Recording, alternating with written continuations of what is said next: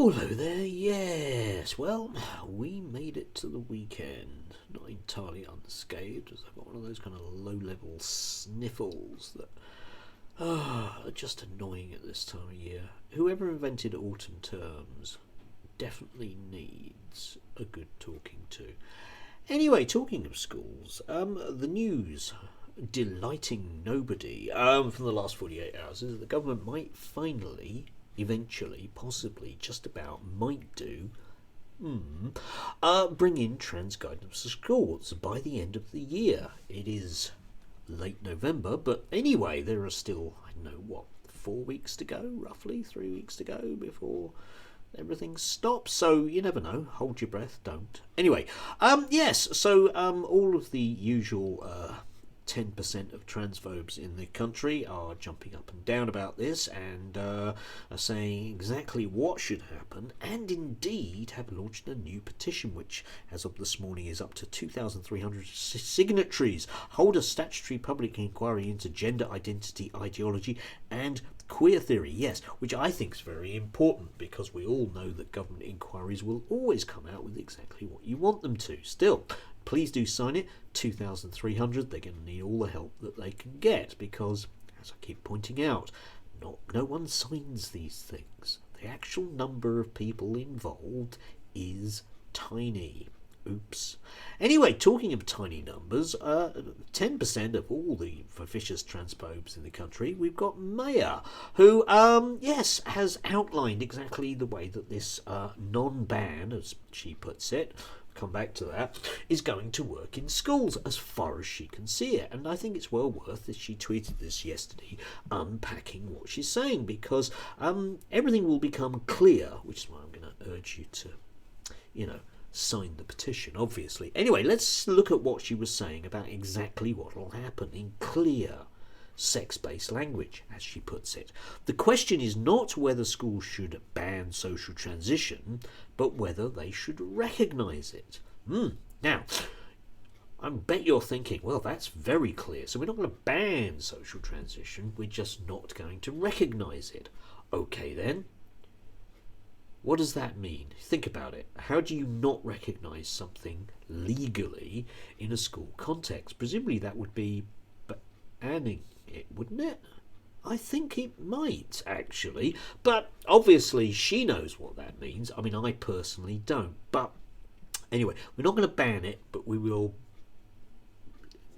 ban it. Anyway, yes, the idea that a child can change their gendered identity in school is what should be rejected.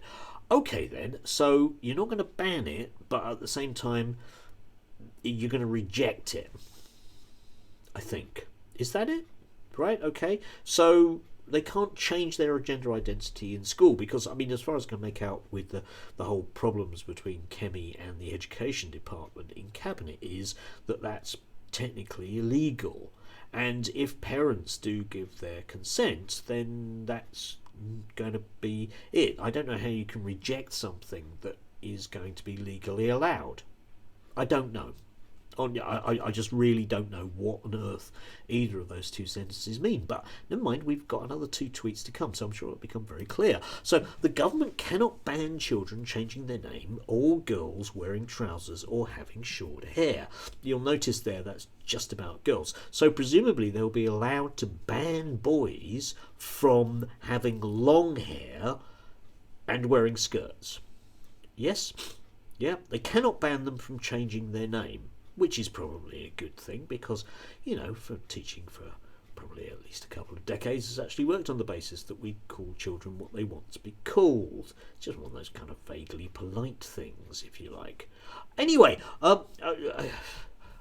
so girls can have short hair and trousers, right? Okay, so those schools that require girls to wear skirts presumably will be breaking whatever new laws there are. I don't know, maybe.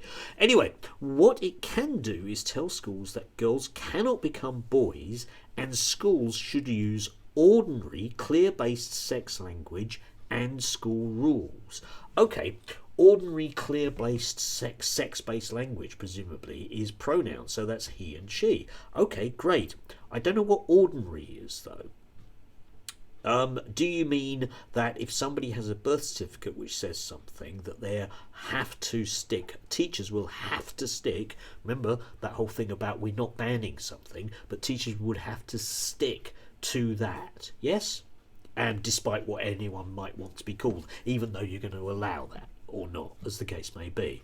And school rules, which presumably is a nod towards toilets. I can only believe that. Anyway, obviously we've still got one more tweet to come, so let's see, because this is going to bring everything together as clarity. Right, what the government should reject, clearly, is the idea that a child can undergo a transition at school from being a child to whom girl rules apply to being a child for whom boy rules apply. Okay then, but it's not a ban, yes, but they should reject the idea, okay? Now, I don't know how, on a legal basis, you can reject an idea. Any ideas? Yeah? That something that is an indistinct thing, like an idea, has to be rejected. I don't know how that would work. Does that mean that, as a teacher, you're not allowed to think about it? Or simply you're not allowed to mention it? Because if we go into the mention thing, then that isn't an idea, that is a ban on language, and which I think originally you said you didn't want a ban, that it wasn't going to be. I don't know. Again, I have no idea what this means. Little brackets underneath, helpful. Most rules, of course, apply in the same way to both sexes. Yes, indeed they do, don't they? So, I don't know. Is she proposing that we go back to a very clear kind of 1950s, nice kind of sociological functionalist view of the world, whereby girls wear skirts and play netball and are all she's, and boys wear shorts and play football and are all he's? I mean, we can do if you want. I'm not quite sure of the value of that to anybody whatsoever, other than making a whole bunch of right-wingers feel happy. But of course, I think what's really going on here, like the petition, is simply this idea that what they're terrified of now is bringing in new rules which basically will be completely unworkable. And it won't be, of course, that the ideas are unworkable. It'll be that the teachers, the blobby ones, are deliberately sabotaging it. Neatly, of course, keeping the whole grift going for everybody, and the articles in Spectator and the petitions and everything else, because you can always just blame a whole bunch of communists in schools, can't you? I mean, that's been going on for decades. Yeah, they're easy to spot, by the way. They had big noses. Anyway, do have a lovely Saturday. If anybody can explain what exactly Maya is saying here, I'd welcome it, because as far as I can make out, she's saying absolutely nothing other than we want the government to bring in something that we want, even though it's unworkable. Who can see any problems with that? I certainly can't. Remember, do sign the petition, and there's still James S's. I'll give you a link to his as well. Please do give generously. Please do. I really want to see that court case come through. That'll be a joy. Do enjoy.